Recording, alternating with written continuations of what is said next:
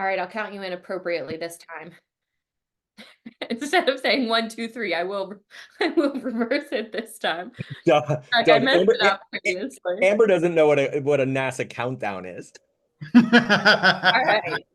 All right, Joe. 3, 2, 1, take it away. Hi, my name is Joe Kapp, and I'm co-chair of National Entrepreneurship Week. National Entrepreneurship Week is a congressionally chartered annual event to support and uplift America's new businesses and entrepreneurs. Originally founded in 2006, National Entrepreneurship Week takes place every year during the third week of February. And in 2016, Amber and I relaunched National Entrepreneurship Week. Now, all across the United States, from Maui to Miami to Maine and everywhere in between, America's entrepreneurial ecosystem is thriving and vibrant. We are super excited to have NASA joining us today, but I want to go ahead and throw it over to my co-chair, Amber Ravenscroft. Hi, Amber. Hi, excited. This is our, I think, fourth one of the day, and we've had some great conversations so far. And prior to this, talked a little bit about SBIR, STTR, which I know, Doug, you're going to touch on today. So quick housekeeping before we dive into the content from NASA. Just want to do a reminder that if you have any questions, please use the Q&A function, and we will address those after Doug's presentation and have a conversation around those questions. So Doug, I'll throw it over to you to share your screen and start us off. Good morning. There we go. Start sharing there. Hopefully y'all are seeing as much of that one as you can. I'll go say good morning. Happy Valentine's Day to everyone. Happy Valentine's Day. In the bottom right-hand corner of your PowerPoint, can you just expand that to move over a little bit? Right here? Yeah, which one's the presentation one? There, next. Right. Oh, I can't see. What do these say? Just because it's going to be hard for people. Right down in the bottom right-hand side, I think, or you can go ahead and just slide that Zoom slider over a little bit. I want to make sure that all of the folks who are watching today will see the slides. You spend a lot of time. All right. Be able to see that? This one. If you go to the top and click slideshow too, Doug, and the menu, and then go to present. Oh, there you go. That's easier. Slideshow. Where's, let's see. Like right in the middle, right under the orange bar at the top. Yeah, so slideshow, and then it should give you the option to put it into presenter mode. Let me do that. I think yeah, there you go. Click on that. Slideshow. Did that help? I'm still seeing the notes like that. Oh, you're still seeing the notes? Yeah, that's what I was like. That doesn't help.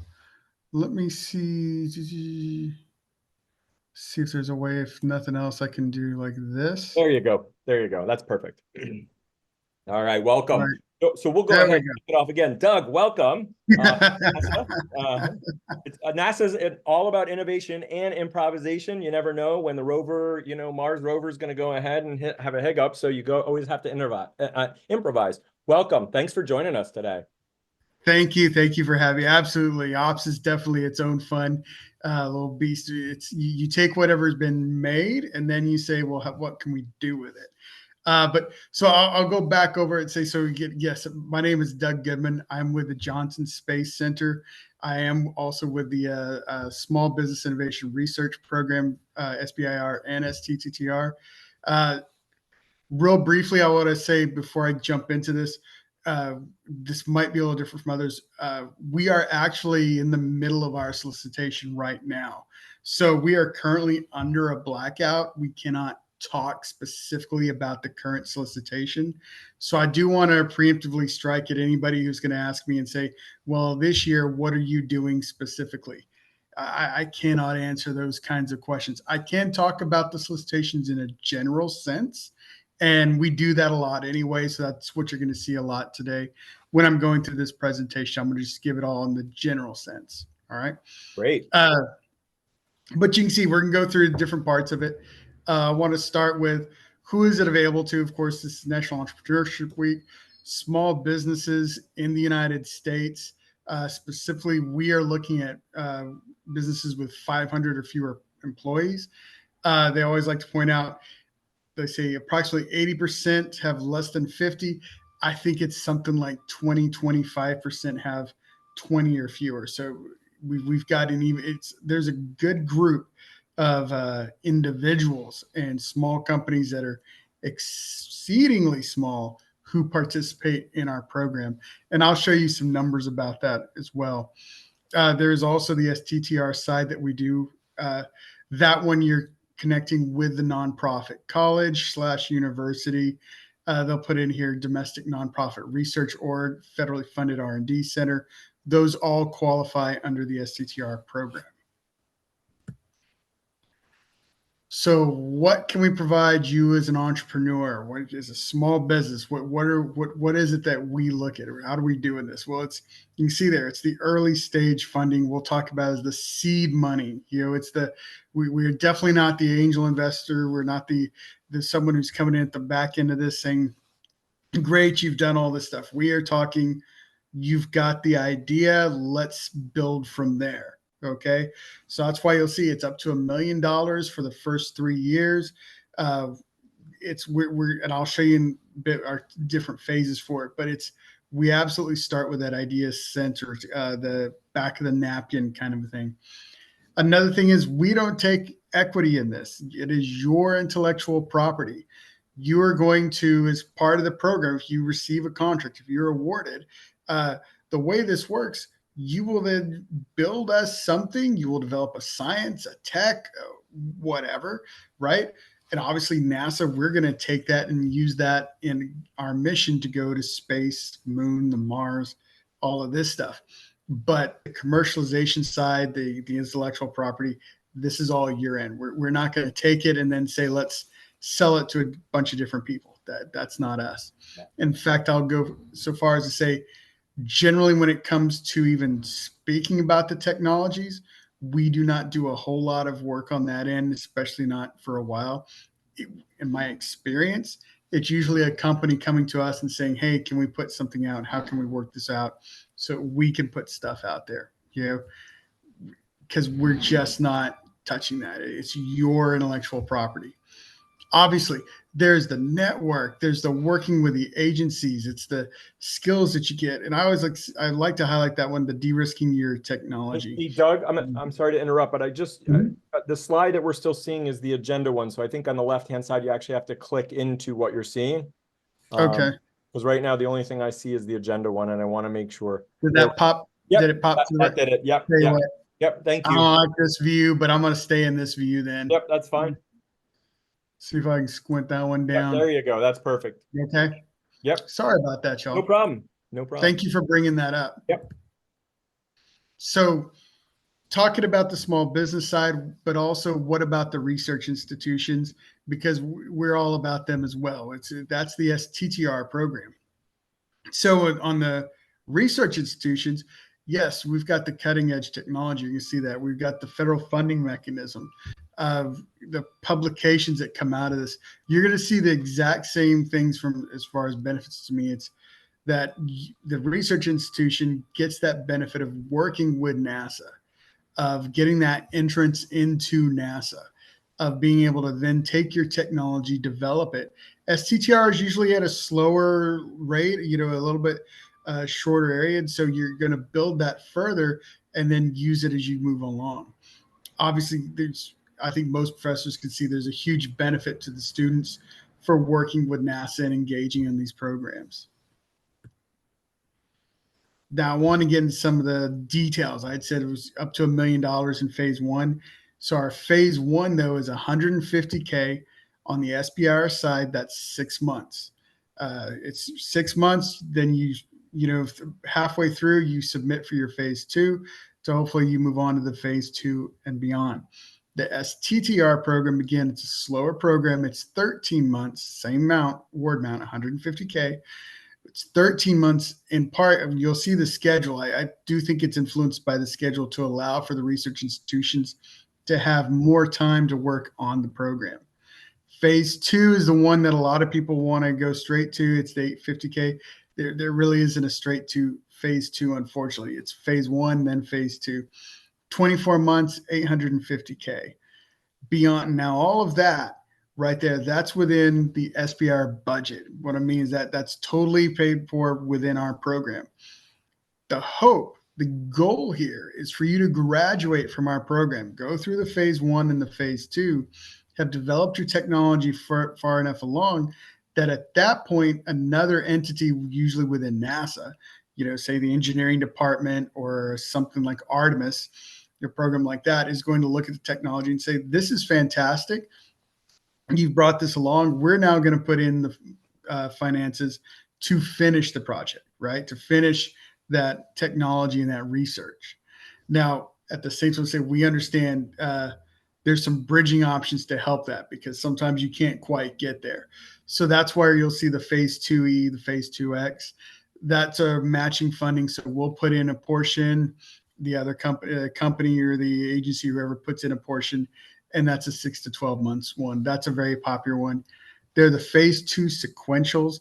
Those are very, I don't like to say a lot of them because they change year to year. What they're looking for will vary. The award amounts will vary, but that is also another option, as well as the CCRPP program, the Civil Commercial Readiness Pilot Program. That one is a much higher dollar amount, 500K to 2.5 in 24 months. And that one is matching funding as well.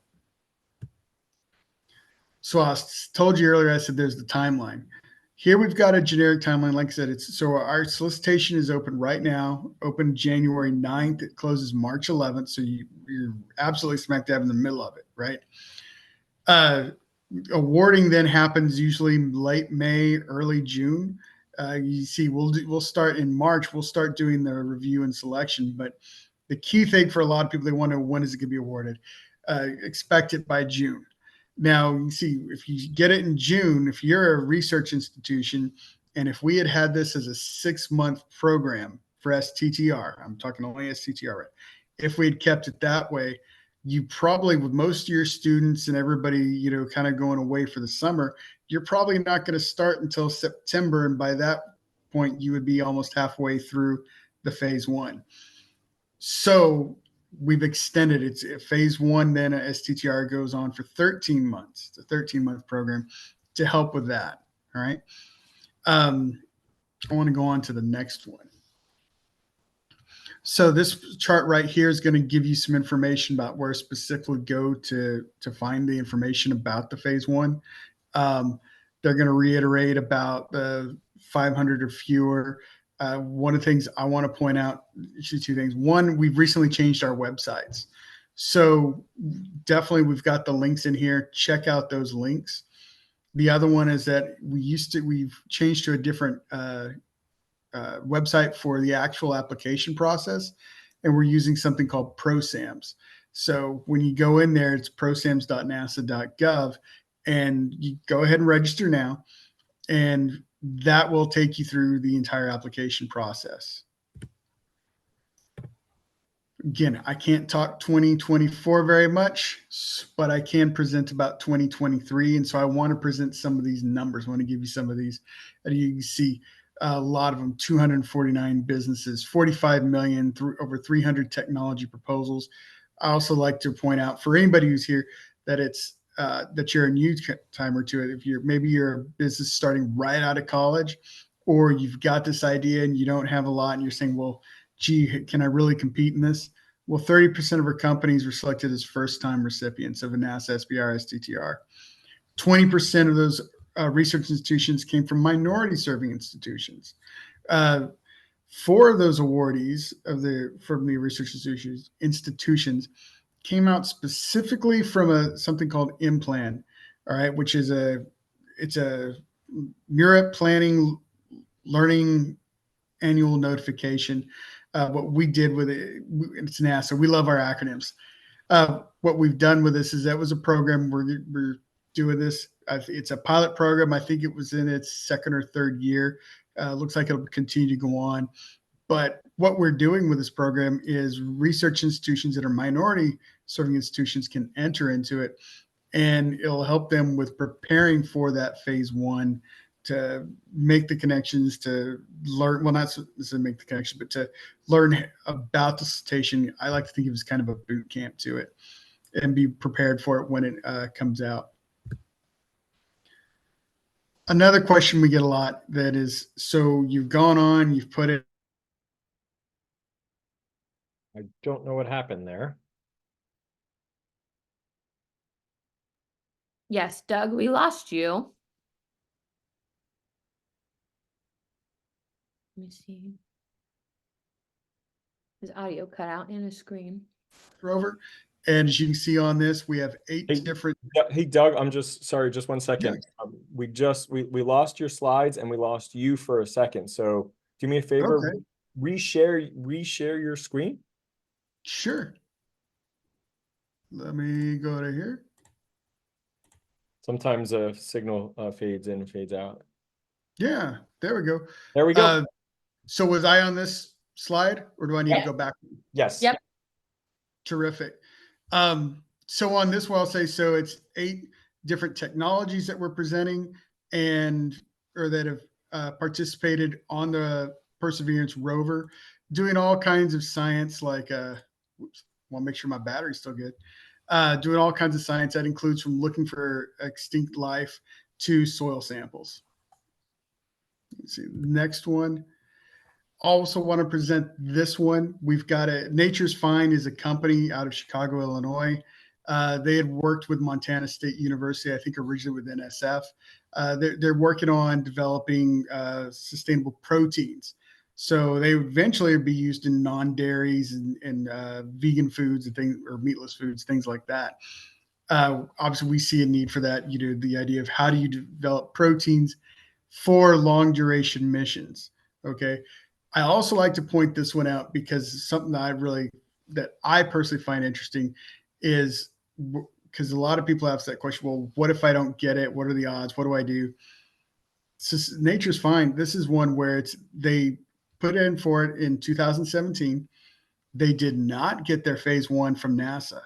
So, but they did get their feedback. They took the feedback in stride. They really considered it, reapplied in 2018, got their phase 1 and their phase 2, and moved on from that point forward. Since then, you can see over 500 million external investments, and they've started in 2021 where you can actually find Nature's Fine in retailers. Okay, so my point there is that it's not just space, it's not just the moon and the Mars. We absolutely see it. What can we benefit here on Earth as well? This is a perfect example of something developed for space, but we're now seeing being used on Earth. Because we've got all these entrepreneurs, I do want to point out we have the SBIR Ignite program. SBIR Ignite is one that is specifically for commercialization side. You'll see it goes a lot quicker than our regular SBIR STTR solicitations.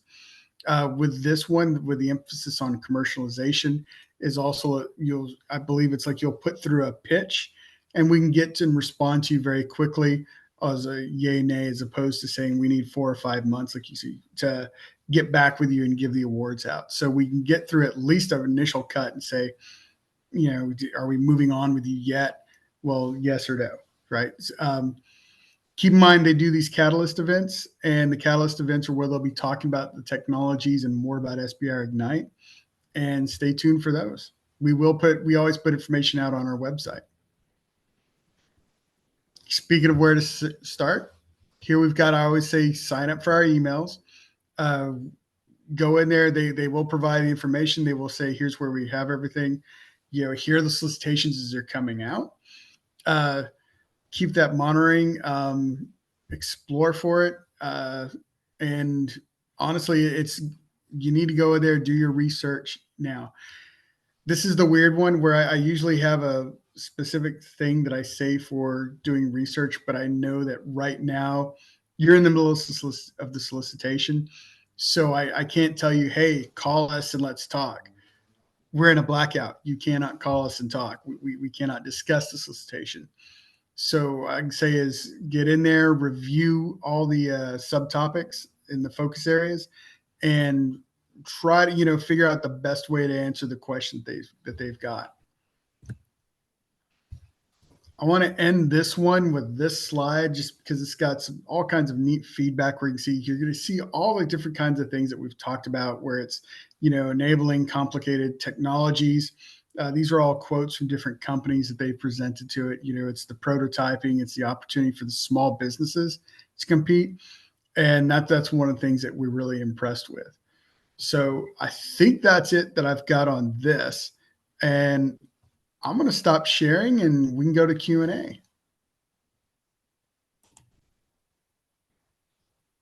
Great. Well, thank you so much for that informative, and apologize for some of the technical difficulties that we had there. It's No interesting problem. every time we have the folks come from NASA. I think one of the things that is an important question maybe that you can answer is, I'm a new business or an emerging business, and what about the challenge that I might have is because for NASA, you guys might need something, but you're not going to, like the Department of, let's say the Department of Defense may need, millions of a particular thing. You guys, you want to experiment with it. So you may not necessarily, what are your thoughts on entrepreneurs who are saying, I don't know if I can work with NASA because maybe there's just not enough margin for the numbers that they need versus what I need to produce. Any thoughts on that? No, that's an excellent question. It's there are the margins. It's one of these things. NASA is very different. We're not a duty. We're not going to say I think this purpose, like we talked about, we're not going to build a million spacesuits or a million rockets or something like that. But what's interesting about NASA is that it's the opportunity to use your stuff in space to develop it for those conditions. We're also finding it for some companies that you're giving a robustness that you didn't have because let's face it, if you're going to have equipment or any kind of science that's going to go up to a place like the International Space Station or to the moon or Mars, it's going to have to withstand gravity. It's going to have to withstand microgravity. It's going to have to withstand all the launch parameters. So there's a lot of testing that becomes involved in it. And that's one of the benefits of working with NASA is, yes, it is seeing, I think everybody would love to see their science and their technology in space or on a different planet. But there's also how do you do that? How do you get around that? Yeah, and I think, when we've had some folks in previous years, they talk about the entrepreneur innovation business model is, what is it, Amber? Bake it, make it, shake it, and then send it up in a rocket, right? I don't know if you've heard that Right. one. Yeah. Good. It's a funny way of looking at things because it's definitely a very different methodology. And, when people are thinking about, a business for NASA, what works here on the ground is going to be absolutely have very different properties when you get it in a zero gravity environment, right? So, but to your example before, you showed about the creation of sustainable foods, on a human mission to Mars. We're absolutely going to have to think about how those people get fed and watered and all the various things that we take for granted here, in in a gravity environment. And so people who are thinking new and novel ideas, there's real opportunities to kind of think outer space, which is an exciting. It really is. And you're on it right there. It's uh, our focus areas are pretty broad, right? And so we're going to have our asks, right? It's one of the things NASA is never going to say, develop X, give me a 6-sided box. That you're not going to see that in the subtopic or a focus area. And the reason we do that is because if we do that, we're going to get 100 ideas for a 6-sided box. We want your best ideas. We want your best tech. We want your best science. We want, more explicitly, I'll say, we want the things we haven't thought of. And that's one of the beauties of the SBIR STTR programs is that we're going to sit here. So we might say, here's a radiation issue. How do we deal with radiation in this degree? How do we deal with robotics when we're up in space? How is a robot going to function when, let's say communications between Earth and Mars is 20 minutes each way. So it's, how do you deal with these situations? We're not going to say we need this explicitly. We want your ideas to feed into it. And in fact, I've got an example of that. There was a company, and actually, before I tell you, let me start with, we used to have this focus area that was ISS utilization. ISS is the International Space Station. Yes. Okay, all right. I just tested my lingo here. My Star Trekky lingo. Yeah. So and I'm being very, vague here. It was a very detailed focus area and with a detailed description, but it boiled down to how can we better use the ISS? Okay.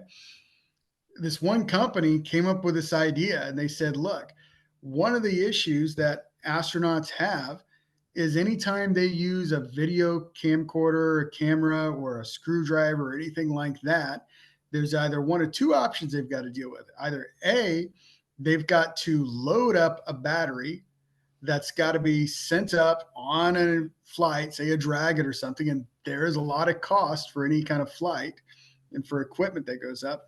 Or two, you have to deal with long cords stripping throughout going the length of the International Space Station. For that reason, it's very complex. It's either expensive or it's complex, and it's usually a combination of both. The company came in here and said, our idea is to basically do a summary review of all the batteries that are being used, all the battery powered equipment, whether it's the screwdriver, the drill, the camcorder, whatever it is. And we're going to create a universal battery charger. And we're going to take all the battery chargers for it. We're going to put it on this platform and we're going to do the shake and the bake and all that and test it and make sure it can fly. And now NASA is having significant logistics improvement, as well as cost reduction for each flight.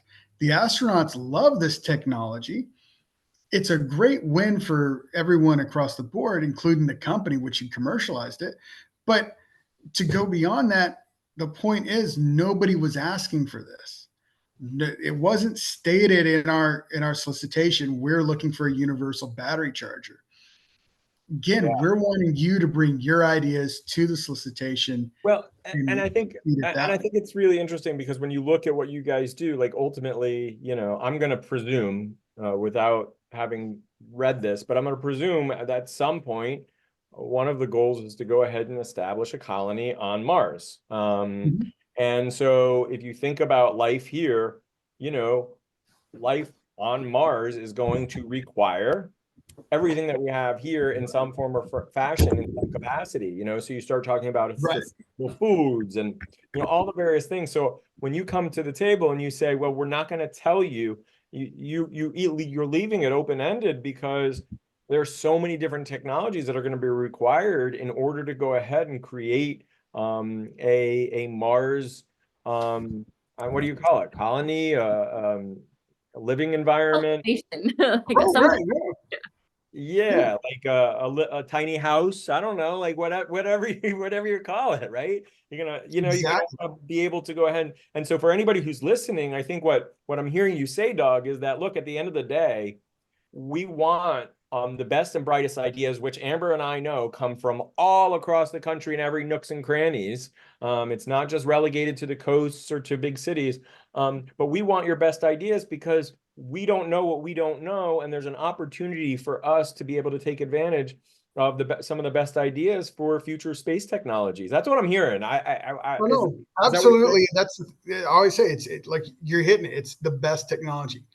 As long, the SBIR is constrained to the United States, right? So this is a U.S. funded. So but really beyond that, especially when you talk technologies, like whether it comes from Nebraska or New York City, we just want the best science and best tech. We don't look at, well, where did it come from?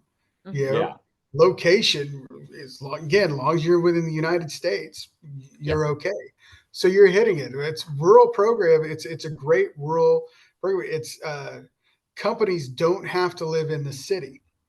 They don't have to exist in the city. You can have a company in a small town in North Dakota or New Mexico or Alaska. As long as you're able to do the science and the tech, this is good.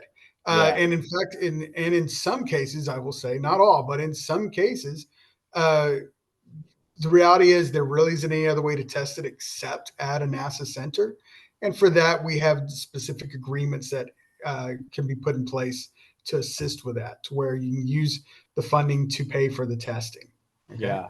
Well, we do have a question. How does NASA approach new technology development? You've mentioned this a little bit, so maybe you can go ahead and just add a little bit more around this. But how does NASA approach technology development with some private space companies that are just emerging in this field? I don't know if Amber, you wanted to add anything to that.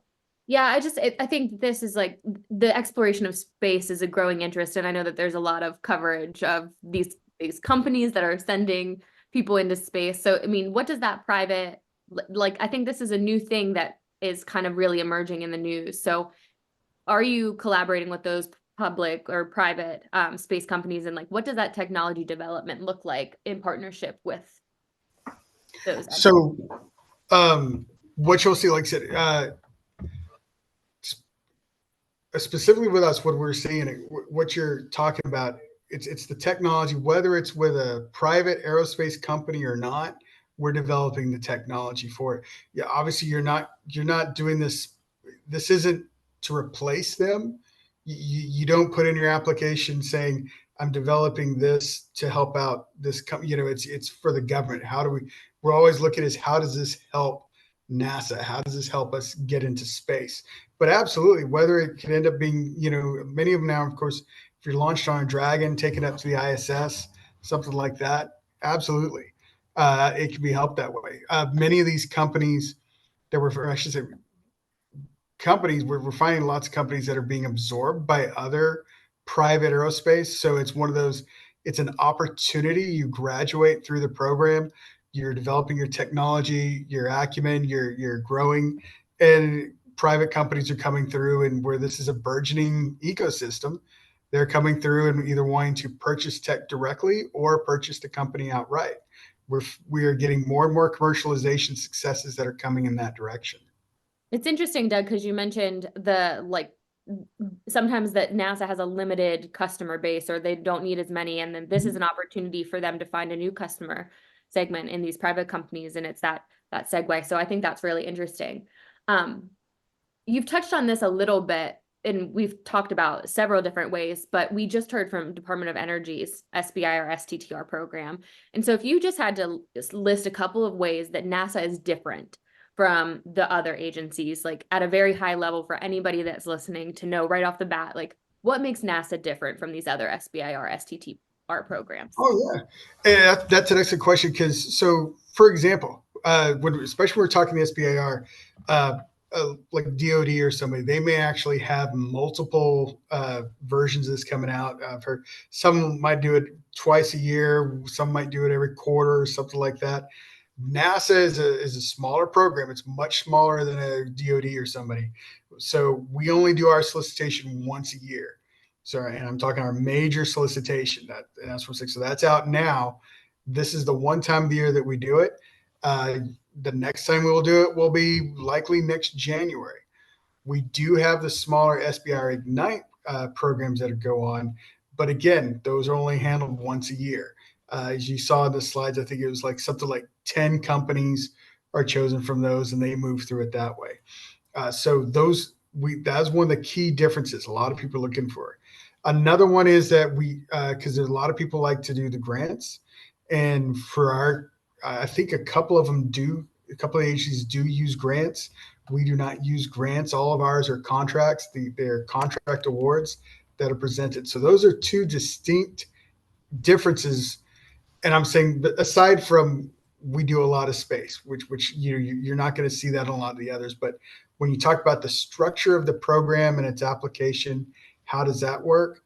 Yes, that's what you're going to see. The big difference is that we only do ours once a year, and we don't incorporate the grant system. Interesting. I didn't realize that. I think a lot of people might assume that it is grants, but yours is a contract, which is a very different process and a very different engagement. Interesting.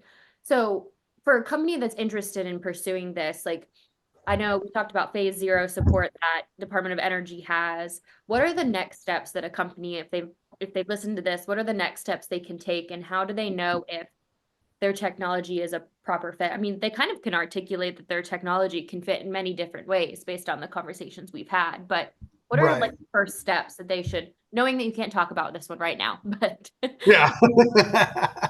And what that's should they do? so the next steps you should do is absolutely it's we've got our solicitations out. We used to have them all as one. We've got it split so we'll have two different files for the SBIR and the STTR solicitation. Okay. What you need to do is break them out, pull them down, you download them as a PDF and go through them. Now, I'm going to caution you because it is a very large document.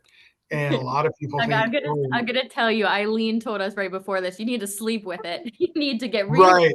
with these documents.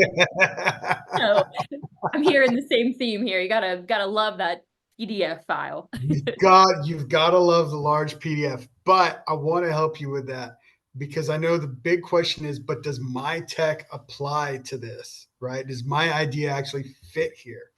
So I'll tell you, skip to chapter 9. Chapter 9 is a list of all our focus areas, and it's the one that's going to say absolutely everything that we are looking for. Again, we put them in these really broad senses, and we say these are our challenges.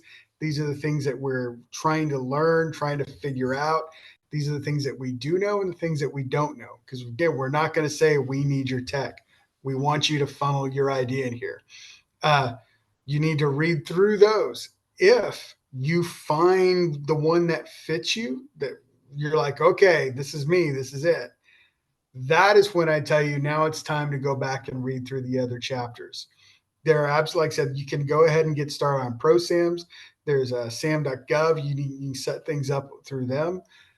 But I don't want you to start going down this rabbit hole unless you've looked through there and decided, is there something applicable? Okay. Now, here's the other thing I'll say. One, I know it's halfway through. My recommendation is to go ahead and if you see us fit, go ahead, look for a fit. If you see it, go ahead and apply.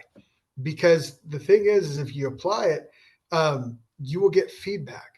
You will get some feedback on this. And so again, kind of like what I talked about with Nature's Fine, you can then take that feedback and you can see where you can improve from here. So you got to head up for next year. All right. You may go in there and see and go, this is it. We're here and we're done.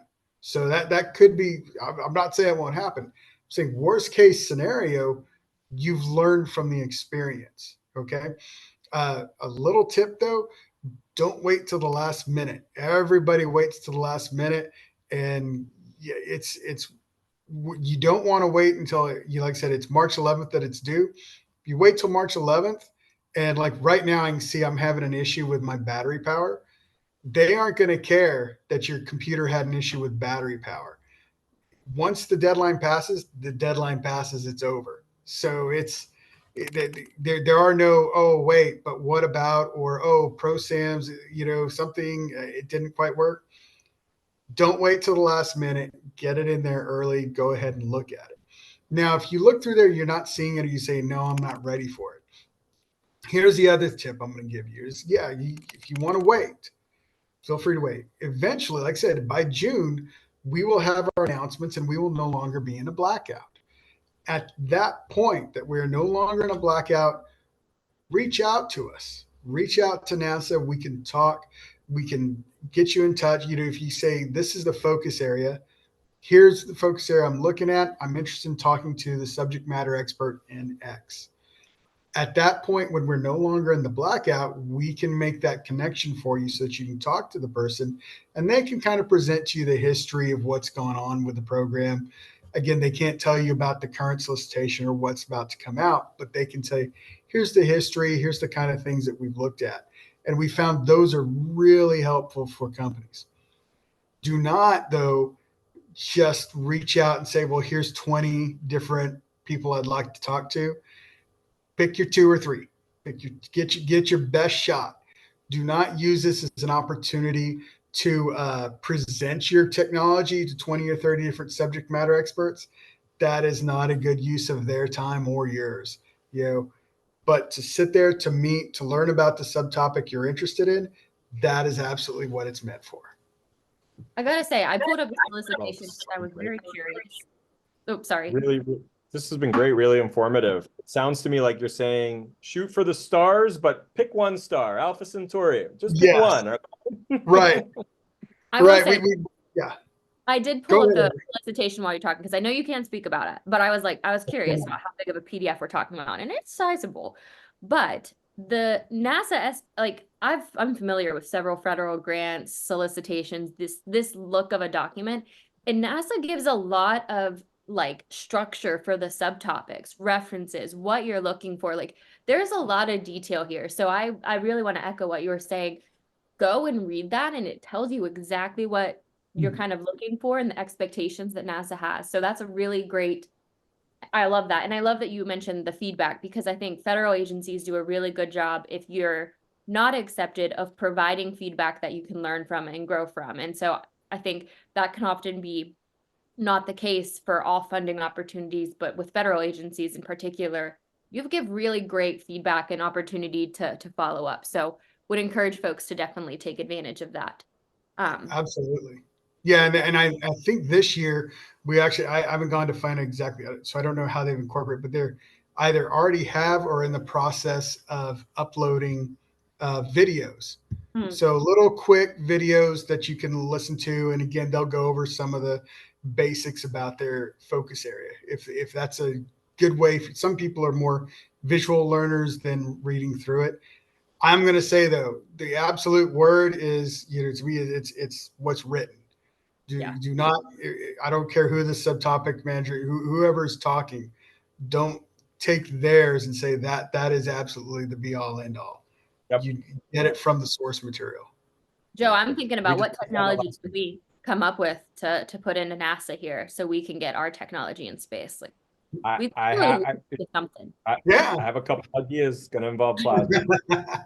So give me 1 second, because what's happened is my computer has come unplugged, and I don't want to drop because my battery. That's what I say. So give me just 1 Well, we're second. wrapping up here, so this is actually a Oh, good segue. perfect. Yeah, we're wrapping up.